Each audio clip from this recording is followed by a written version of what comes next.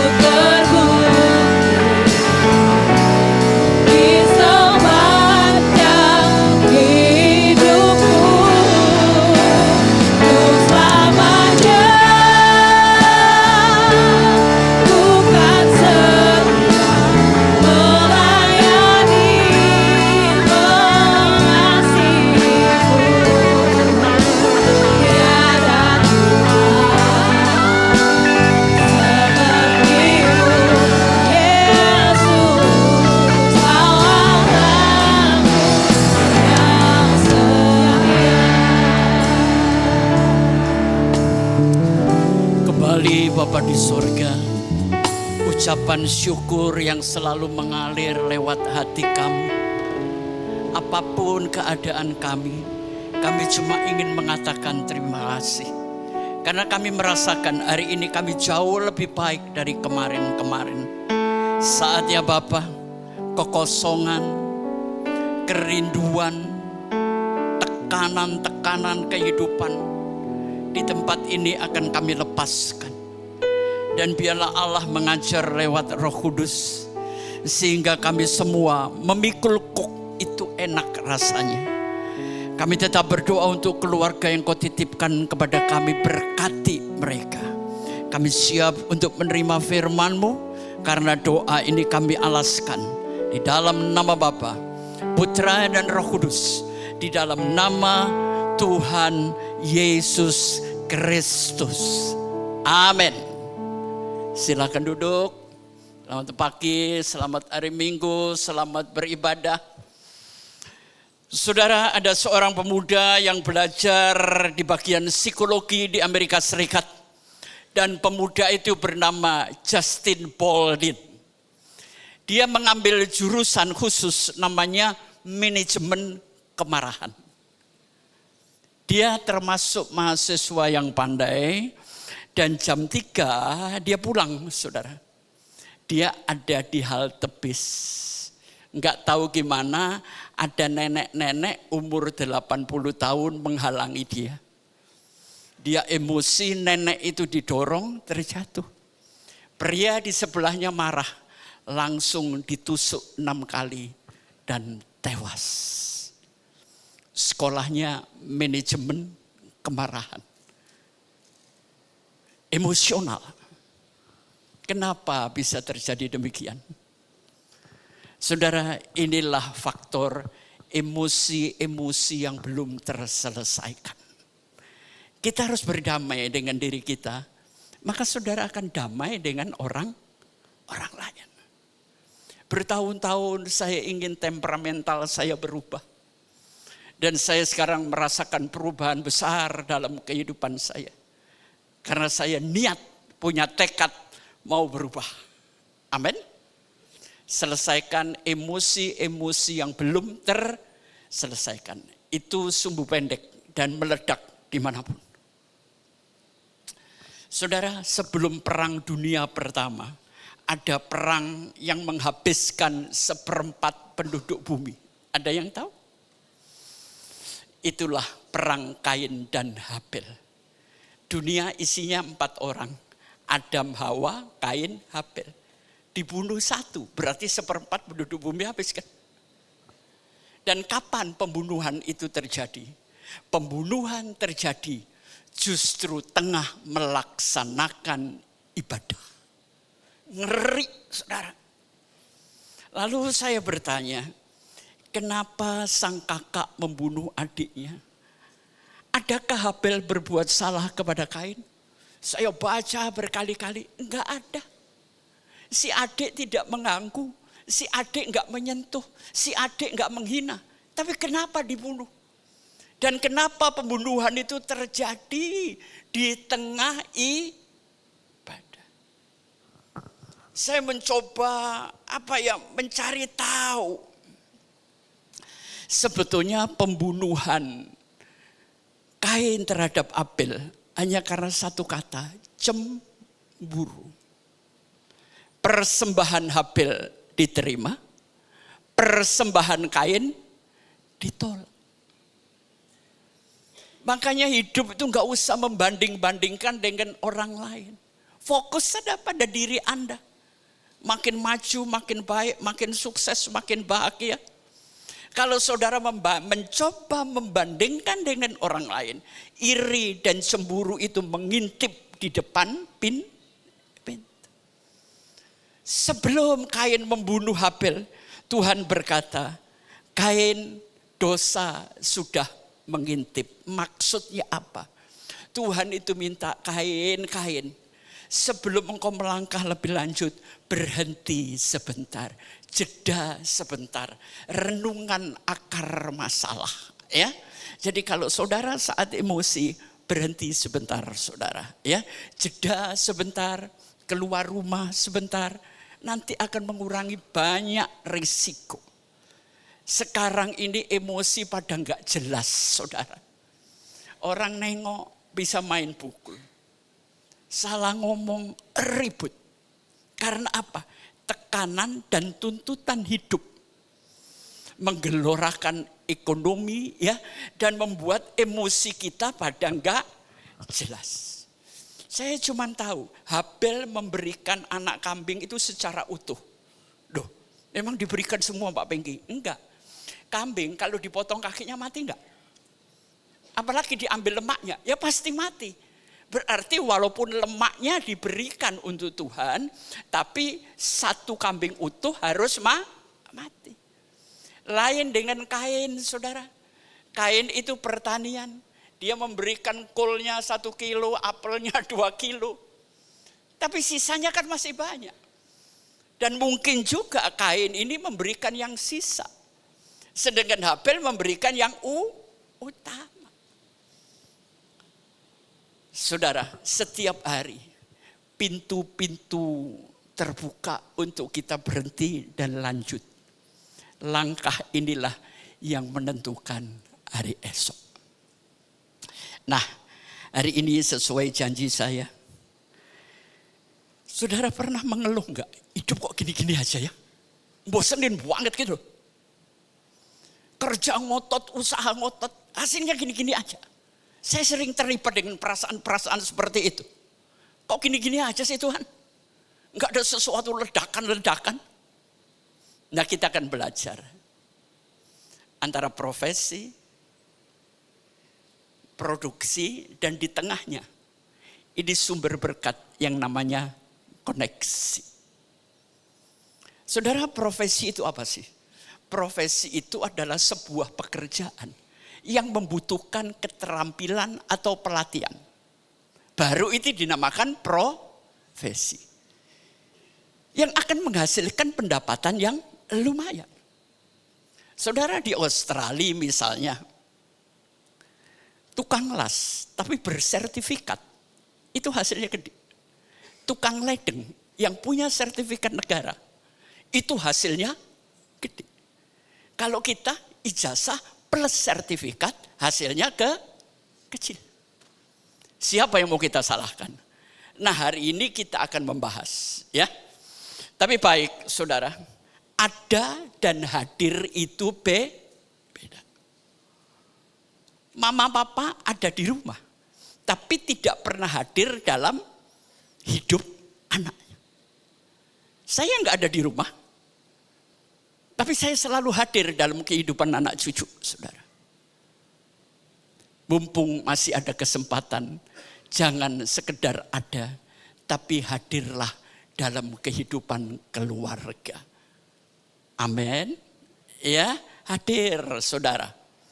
Baik, kita akan belajar 2 pembacaan aja. Yang pertama, Lukas 5 ayat 3 sampai 8. Kita bangkit berdiri. Lukas 5 ayat 3 sampai 8. Bagaimana koneksi itu bisa menambah rezeki Anda. Ya, sebentar kita tunggu, Ben. Ia naik ke dalam salah satu perahu itu, yaitu perahu Simon. Dan menyuruh dia supaya menolakkan perahunya sedikit jauh dari pantai. Lalu ia duduk dan mengajar orang banyak dari atas perahu. 4.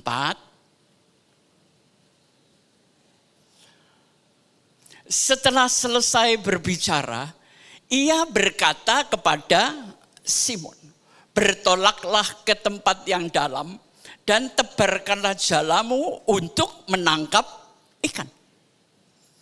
Simon menjawab, Guru, telah sepanjang malam kami bekerja keras dan kami tidak menangkap apa-apa. Tetapi karena engkau menyuruhnya, aku akan menebarkan jala juga. Dan setelah mereka melakukannya, mereka menangkap sejumlah besar ikan, sehingga jala mereka mulai koyak. Lalu mereka memberi isyarat kepada teman-temannya di perahu yang lain, supaya mereka datang membantunya. Dan mereka itu datang. Lalu mereka bersama-sama mengisi kedua perahu itu dengan ikan hampir tenggelam.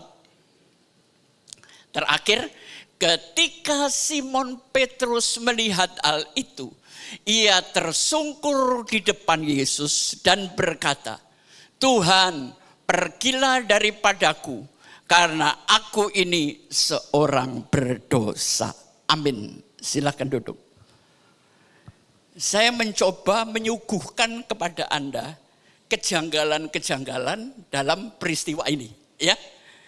Ada beberapa poin kejanggalan yang menyebabkan saya berpikir. Kejanggalan yang pertama, waktu Petrus diberkati kapalnya mau tenggelam, dia tersungkur di depan Yesus. Kenapa dia tersungkur berlutut? Tidak waktu dia tidak dapat ikan.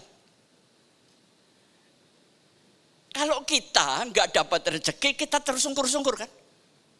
Tapi kenapa saat itu Petrus nggak tersungkur, saudara? Tersungkurnya justru setelah diberkati. Ini kejanggalan pertama. Jadi baik, saya akan mulai. Petrus itu pernah berhutang budi kepada Yesus. Ini latar belakangnya ya. Kenapa? Karena Yesus pernah menyembuhkan mertuanya.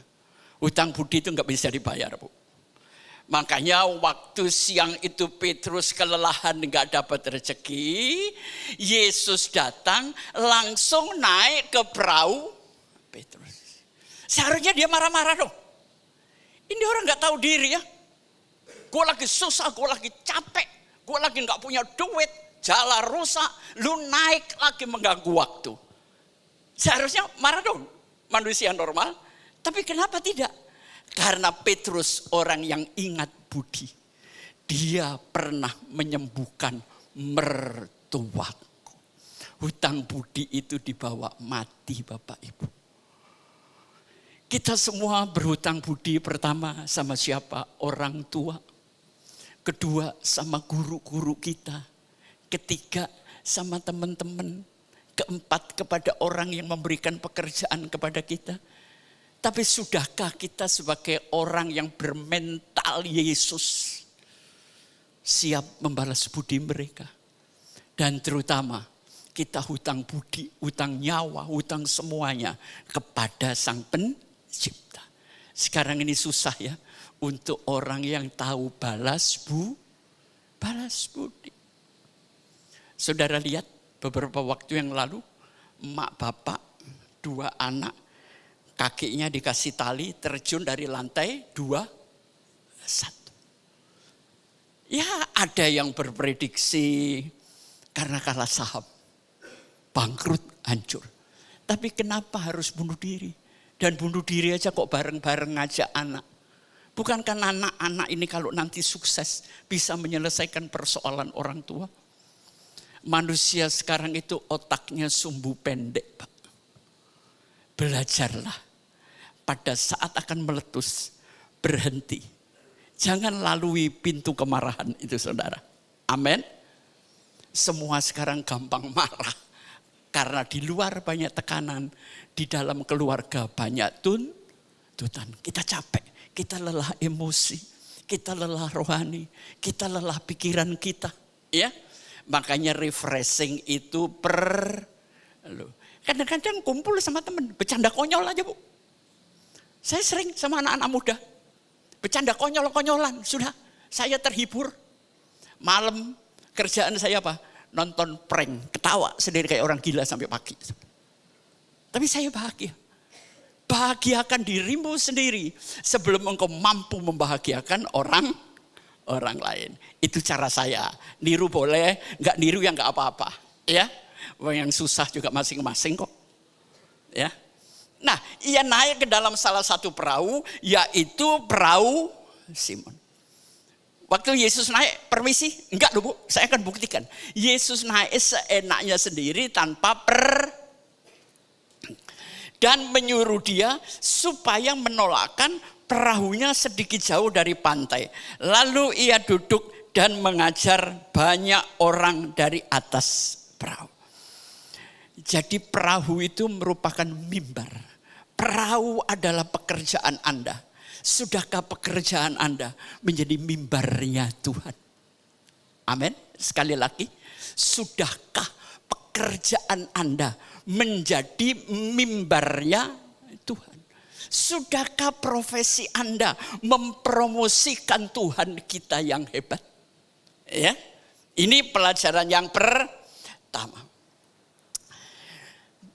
Petrus itu sebetulnya udah marah, udah enak, saudara. Tapi Yesus santai aja. Petrus, dorong perahumu ke tempat yang lebih dalam. Kadang-kadang di tengah keselnya hidup, ada aja masalah, saudara. Sekarang ayat yang keempat, perhatikan. Naik satu. Setelah selesai bicara, ia berkata kepada Simon, izinkan Tuhan bicara dulu, baru saudara yang ngomong. Amin. Kalau saudara kan banyak ngomong, sampai Tuhan gak bisa bicara apa-apa, saudara. Kalau mau diberkati, ya izinkan Tuhan yang bicara terlebih dulu. Setelah Tuhan bicara, maka ia berkata kepada satu pribadi yang namanya Simon. Hidup ini ada tata krama, hidup ini ada gilirannya, saudara. Bertolaklah ke tempat yang dalam dan tebarkanlah jalamu untuk menangkap ikan. Ini menambah kekesalan lagi. Mungkin Petrus ngomong gini, sudah Tuhan, kamu di jalurmu aja, sembahyang aja lah, urusan kerajaan Allah. Urusan saya itu menjala ikan. Sejak di rahim mama, saya sudah diajak menangkap ikan. Kamu itu pedagang kayu, bikin furniture, nggak usah ngajarin saya. Mungkin perkataan itu akan terjadi. Cuma kalau dimasukkan Alkitab kan tebel nanti Alkitabnya, saudara. Ya, saudara. Kalau saudara dalam keadaan kesel, nggak punya duit, terus orang datang ke kantor Anda, minta sumbangan, minta tolong, ngamuk nggak? Yang jujur aja, ngamuk kan? Apalagi orang itu datang bawa-bawa Tuhan. Saya itu kalau sudah urusan kerja, Pak Bengki, nanti kalau ada hasil 1/10 untuk Tuhan, alah pret, udahlah nggak usah ngomong gitu Pak. Kerja itu duit, titik. Nanti kalau sudah ada hasil, ayo. Biasanya kalau sudah Tuhan, itu biasanya orang gagal. Dan kedua, ujungnya banyak nipu. Saya sudah berkali-kali Bu. Mendingan urusan proyek, ayo buka gambarnya, data speknya mana, berapa lama ngerjain, untung berapa, bagian saya berapa, kamu berapa. Jelas kan? Ya, nah, Simon menjawab, perhatikan, Guru, telah sepanjang malam kami bekerja keras dan kami tidak menangkap apa-apa, tetapi karena Engkau menyuruhnya, aku akan menebarkan jala juga. Saudara, nangkep ikan itu malam. Perhatikan orang-orang dengan perahu-perahunya pergi melaut itu malam. Ini kejanggalan kedua. Kenapa disuruh nangkep siang hari? Kira-kira jam 10-11. Ikannya enggak ada Bu. Yesus selalu melakukan sesuatu yang enggak ada menjadi ada. Ini yang Petrus lupa. Tuhan itu tidak dibatasi oleh ruang dan waktu. Dia enggak peduli tempat di mana, di situ sepi atau rame. Tapi kalau Tuhan ada, itu pasti rame. Percayalah, ya. Dia mampu melakukan apa yang Anda tidak bisa lakukan. Dengarkan baik-baik. Dia bisa melakukan apa yang Anda tidak bisa lakukan. Yesus nggak ngomong gini, coba usahanya diganti. Ganti kapal, ya kan?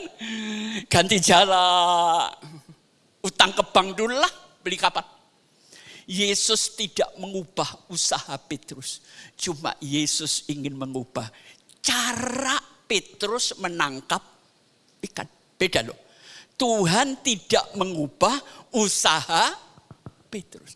Dia mengubah cara Petrus berusaha.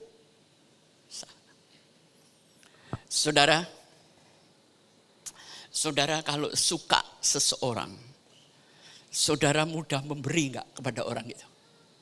Ya. Jadi hubungan saya dengan Tuhan, hubungan Anda dengan Tuhan diukur berbanding lurus.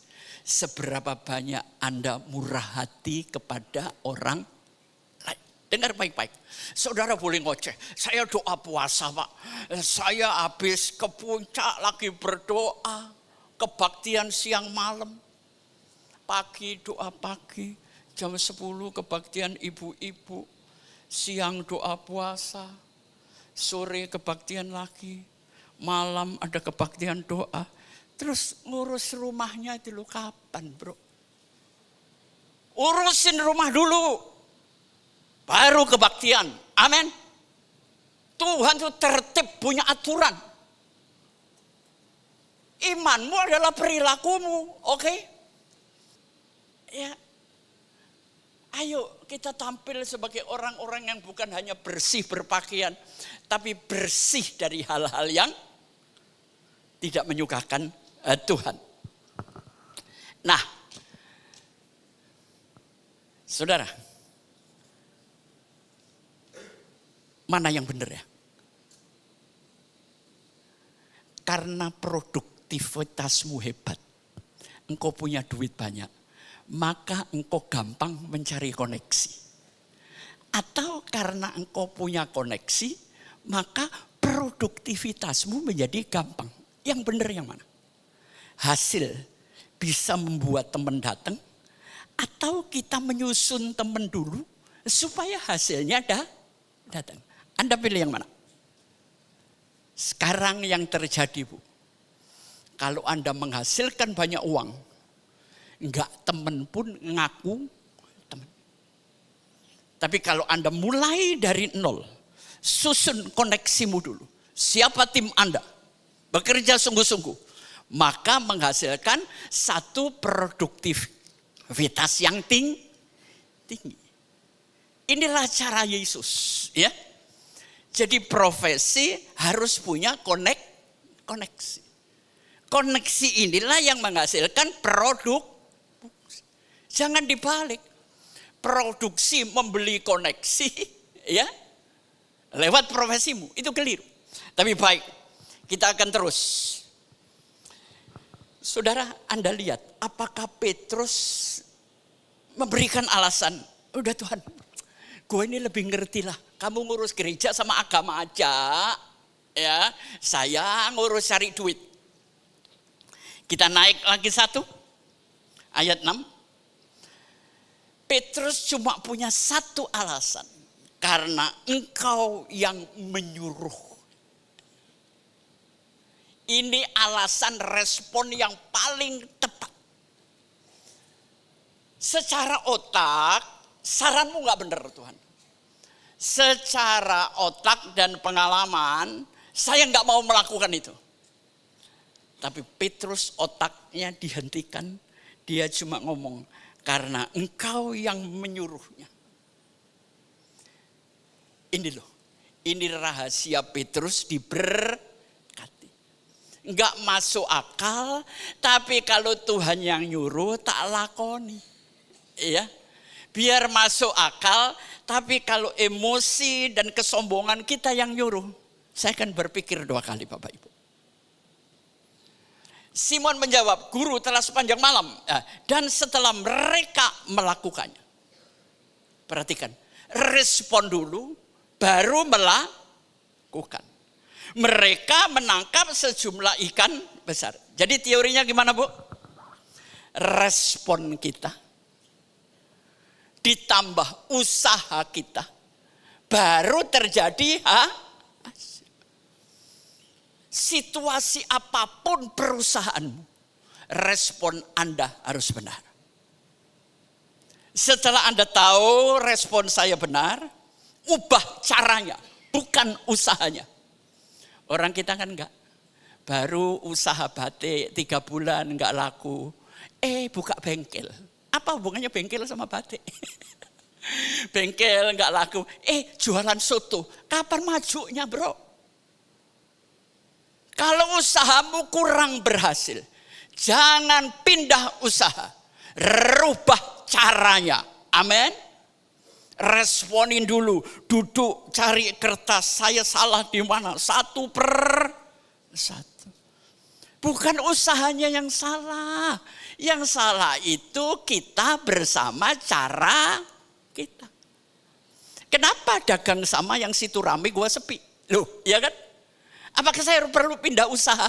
Enggak, ini saya katakan enggak usah pindah usaha, Bu. Ya? Sehingga jalan mereka mulai koyak. Ayat 7.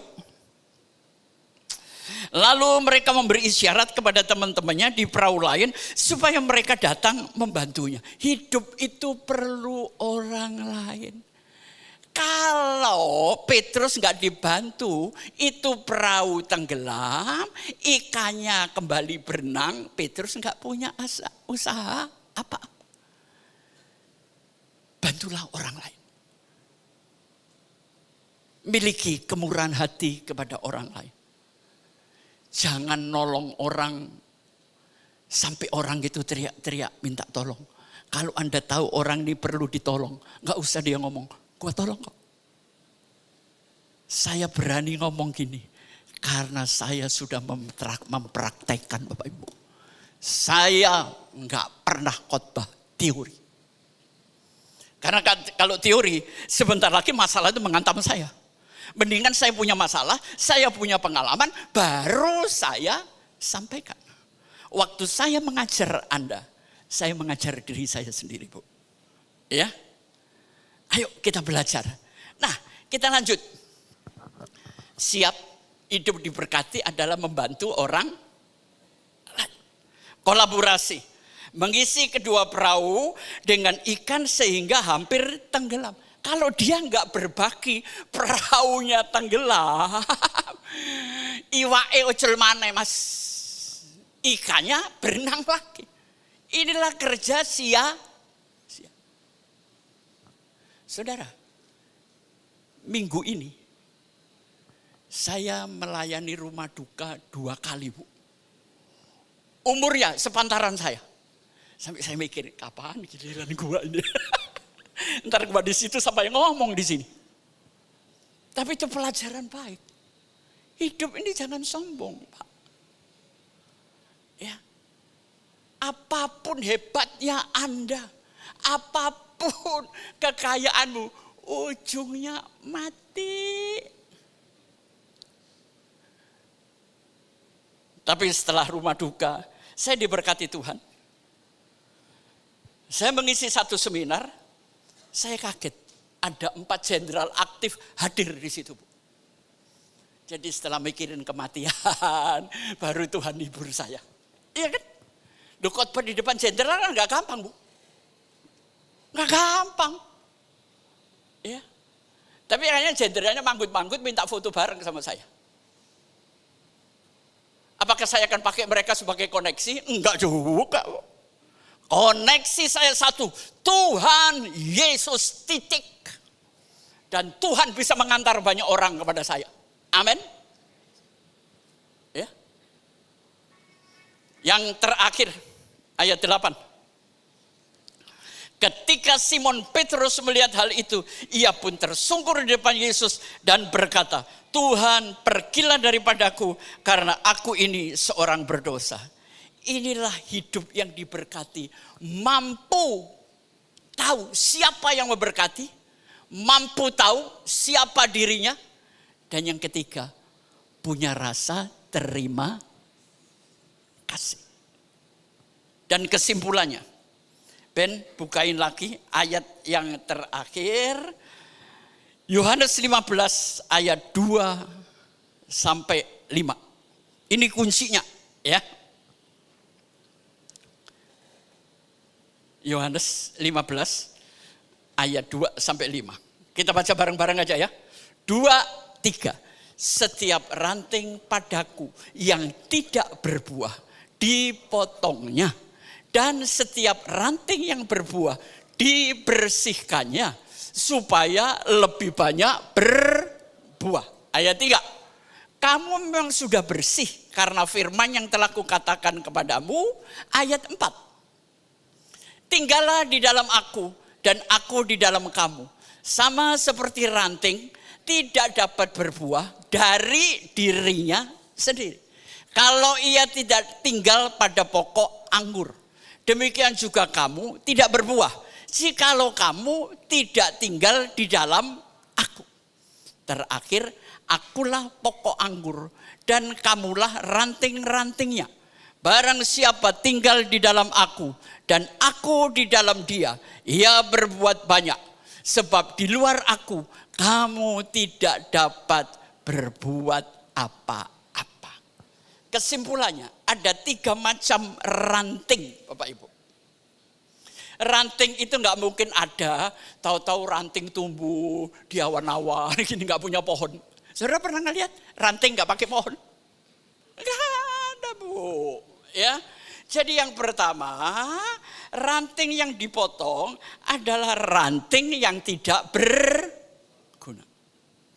Yang kedua, ranting yang dibersihkan, dia berguna, sudah produktif. Tapi supaya lebih produktif. Jadi ini alasannya. Saudara jangan ngeluh lagi. Kenapa hidup kok begini-begini aja? Usaha saya gini-gini aja. Mungkin kalau Anda lagi sepi, Anda bukan menerima hukuman Tuhan. Tapi pribadimu sedang dibersihkan. Supaya usahamu berbuah. Amin. Tuhan ngelihat manusianya baru ngurusin persembahannya. Kalau gereja kan enggak, ngurusin persembahannya, enggak peduli orangnya. Perhatikan, saudara. Jadi kalau hari ini saudara merasa, aduh usaha saya kok rugi terus Pak, stuck, enggak maju-maju, order enggak ada. Ya, Tuhan tidak menghukum Anda, jangan pindah usaha. Perbaiki caranya, Tuhan sedang membersihkan. Amin. Yang ketiga, ranting apa Pak Pengki? Yang ketiga adalah ranting yang terlepas. Itulah hidup maunya sendiri. Kita harus tertanam, saudara. Pohon itu perlu sinar matahari, kuasa Tuhan. Pohon itu perlu pupuk, itu usaha manusia. Pohon itu perlu disirami, ini usaha manusia. Ayo kita belajar, jangan putus asa ya. Kalau hari ini rezeki mampet, hasil stuck gitu-gitu aja, jangan putus asa. Engkau sedang dibersihkan supaya setelah ini engkau lebih produktif, hasilmu luar biasa. Amin. Itu yang coba saya sampaikan. Jangan stres. Tuhan sedang beracara. Bersihkan Tuhan, bersihkan. Supaya aku lebih berbuah banyak. Dibersihkan. Mampu memikul kuk yang aku pasang. Itu sedang dibersihkan. Tuhan ingin mengubah cara hidupmu. Baru berkat Tuhan tuh. Oke, sekarang kita akan melihat hipno audio visual. Rick, lagunya puter Rick. Aku juga belum pernah dengar lagu ini. Sebetulnya lagunya My Way. Cuma saya baru dengar yang piano yang ini, saudara. Enak kan? Sudah susah. Jangan nambah susah. Sudah nggak punya duit cukup, jangan ditambahin stres. Oke, Ben, keluarin Ben.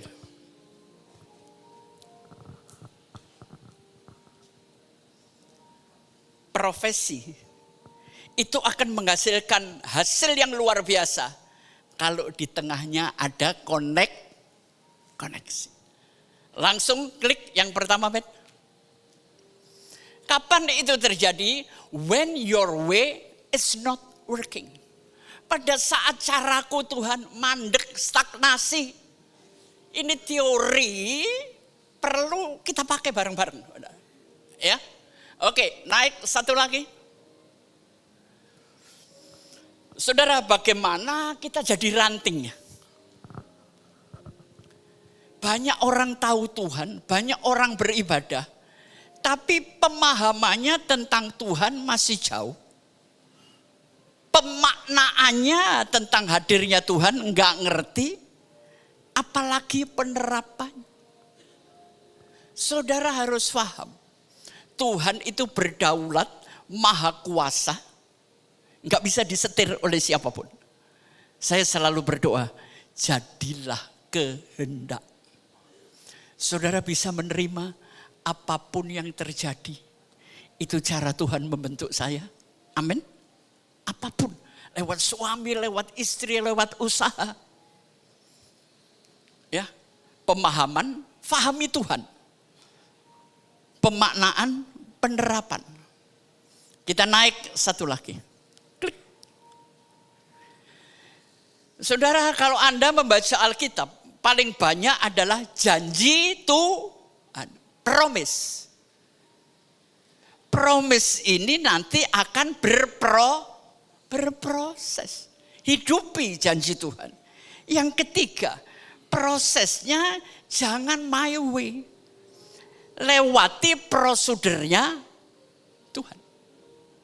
Yang keempat, di tengah proses itu pasti ketemu problem, saudara. Waktu saya ketemu problem, saya taat. Walaupun hati itu muangkel, saudara. Kadang-kadang saya berpikir, ya manusia saya keluar, saya ini banyak nolong orang lain. Tapi pada saat gua butuh pertolongan, gak ada satupun saudara yang nolong saya. Sampai saya ngomong Tuhan kayaknya jauh banget, stres gak? Ya kalau stres saya keluar ngopi. Saya harus bisa menghibur diri saya sendiri, Bu. Gak ada yang bisa menghibur saya. Kecuali Tuhan, diri saya lewat teman-teman. Setelah problem terjadi apa? Kalau saudara bertahan, pada waktunya Tuhan, prosesi kemenangan lewat di depan Anda. Tanda-tanda diberkati sudah ada, baru terakhir Anda dipromosikan oleh Tuhan sendiri. Ya, oke, kita naik lagi. Klik. Saudara percayalah, kita masing-masing ini harus change agent. Jadi agen perubahan. Tuhan tidak melihat persembahanmu, Tuhan ngelihat orangnya dulu. Saudara, untuk bisa menjadi agen perubahan, pertama Anda harus menjadi pribadi yang menginspirasi. Jadilah inisiator, memecahkan persoalan, membantu orang. Yang kedua, menjadi manusia problem solver. Manusia pemecah masalah. Bukan manusia trouble maker, pembuat masalah. Baru yang ketiga, Tuhan itu memberikan sumber energi, saudara. Ya kan? Pakai energi ini untuk kebaikan. Kalau saudara banyak membantu orang, Tuhan akan membantu Anda. Saudara, waktu hujan, air laut yang menguap 2 juta kubik, dia akan kembali tidak lebih, tidak kurang. 2 juta kubik dikembalikan ke bumi. Saya belajar dari alam. Ya, sekali lagi. Kalau air laut yang diuapkan oleh matahari, 5 miliar kubik, nanti yang balik juga 5 miliar kubik. Dia tidak pernah nambah setetes air dan ngurangi setetes air. Itulah cara Tuhan bersama alam bekerja untuk memberkati kita. Sumber energi dan seorang agen perubahan. Kalau ngomong itu membawa damai. Amin. Jadilah komunikator di mana dia hadir sejuk. Ibu-ibu sering kan kalau pagi ngerumpi gitu 4-5 orang kan. Waduh, ngomongin siapa saya nggak tahu. Tahu-tahu Sylvie datang. Pih, penyakit. Bubar. Sering nggak? Tapi waktu Anda ngerumpi, Anda ngomong, kalau nggak ada Sylvie kurang seru ya. Nah. Jangan sampai orang ngelihat Anda. Penyakit ini, pandemi ini. Udah, pergi aja. Jadilah pribadi yang disukai banyak orang, rezekimu juga banyak, men. Ya. Saudara, naik satu lagi, kita akan selesai. Saudara ingin mengubah hasil? Saudara ingin mengubah produksi? Yang pertama harus ada koneksi. Kedua, tujuan Anda harus Pak Pengki ini khotbah tiap minggu tujuannya apa? Cari amplop. Oh, amit-amit. Kagak ada satu titik di otak saya untuk itu. Saya ingin membantu banyak orang. Lewat khotbah, lewat seminar, lewat usaha. Untuk saling mencerdaskan satu sama lain. Amin. Cerdaskan orang lain. Nanti hasilnya balik ke Anda kok. Jadi visi khotbah saya Kedua, belajar berkesinambungan. Jangan belajar kalau lagi nganggur. Saudara, jam 11 sampai jam 2. Saya pasti dengan tumpukan buku. 3-4 jam saya pasti belajar. Kemana aja saya bawa buku.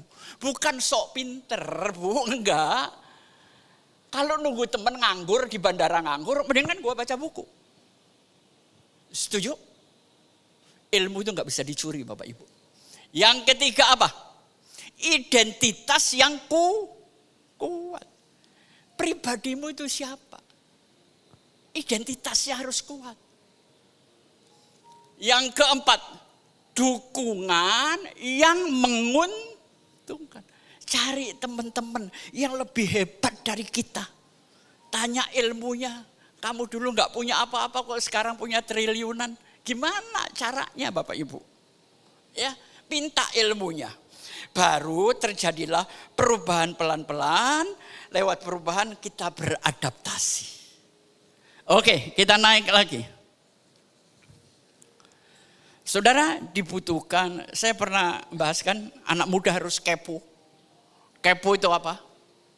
Kreativitas, ya, dan produktif. Itu kepo. Menjadi sekarang nggak bisa satu persoalan setahun yang lalu saya pecahkan dengan cara yang sama. Sekarang ini enggak. Harus kreatif. Yang pertama, bikin jiwa, otak, hatimu jernih dulu. Tanpa kejernihan enggak mungkin jawaban keluar. Lewat kejernihan, saudara, Anda tersadar, bangun.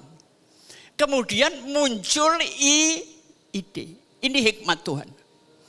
Dari ide, laksanakan. Maka creative solution akan muncul. Ya. Saya kemarin dapat buku bagus, tebel segini. Yang nulis Tanri Abeng. Pernah dengar kata Tanri Abeng adalah manajer pertama di Indonesia. Orang Indonesia pertama. Belasan tahun yang lalu. Gajinya per bulan 1 miliar tuh. Oh, kaget kan? Karena gak pernah punya uang. Tanri Abeng itu gila tuh. Per bulan 1 M. Dia pimpinan pabrik bir. pimpinan dari BUMN, macam-macam lah. Baca bukunya orang-orang pinter. Baca buku-bukunya orang berhasil.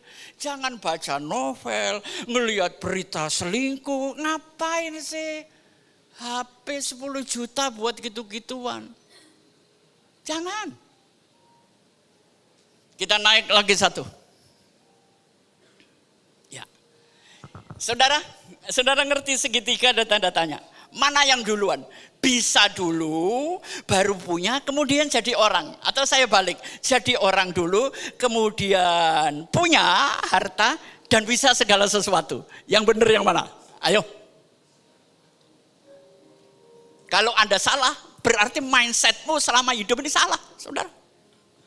Ayo, mana yang benar? Bisa jadi punya jadi bisa punya jadi udahlah ruwet, pokoknya milih aja. Menurut Anda mana yang paling benar? Kalau saya akan punya ini terakhir, antara jadi dan bisa. Sebelum Anda ingin menjadi manusia berhasil, berhasillah dulu jadi manusia. Amin. Sekali lagi, ini kalimat yang saya tulis sendiri.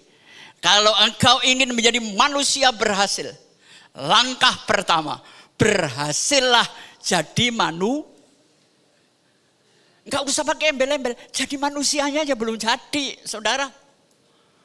Baru saudara belajar ilmu, sekolah, bibit, bebet, bobot, pengalaman, baru Anda punya. Ya, oke, tinggal 2-3 gambar kita selesai. Klik. Leadership dan peran. Leadership ini nanti Jumat Agung akan saya sampaikan, saudara. Pertanyaannya di Jumat Agung, kenapa Yesus disalib kok nggak ngelawan? Gampang aja kan? Kenapa dia nggak ngelawan? Itu pertanyaan akan saya jawab hari Jumat nanti. Perhatikan, leadership dan perannya. Ada pemimpin, paling tidak suami-suami di sini adalah seorang pemimpin rumah tangga. Inilah pemimpin yang punya program dan memberikan perintah untuk dilaksanakan. Kedua, ada pemimpin yang dijadikan role model karena keteladanan. Yang ketiga, pemimpin yang punya pengaruh. Saya paling suka jadi influencer, saudara. Pemimpin adalah pengaruh. Dan yang terakhir, pemimpin adalah orang di depan yang mengajak orang lain melakukan percepatan. Oke, kita naik lagi. Ya, transformasi. Pimpinan dan pemimpin itu beda. Perhatikan. Pimpinan akan memerintah dengan otoritas, makanya tandanya bintang. Tapi seorang pemimpin memerintah dengan hati. Pimpinan itu menuntut hasil wajar dan waras. Tapi pemimpin yang berjiwa leader itu menunjukkan jalan. Pimpinan itu orang patuh karena takut. Sedangkan pemimpin itu orang patuh karena rela. Pimpinan itu sikapnya memerintah. Sedangkan pemimpin sikapnya mengajar. Jadi kalau Anda sekarang menilai Pak Pengki itu pimpinan atau pemimpin? Pemimpin kan? Saya nggak pernah merintah orang kok.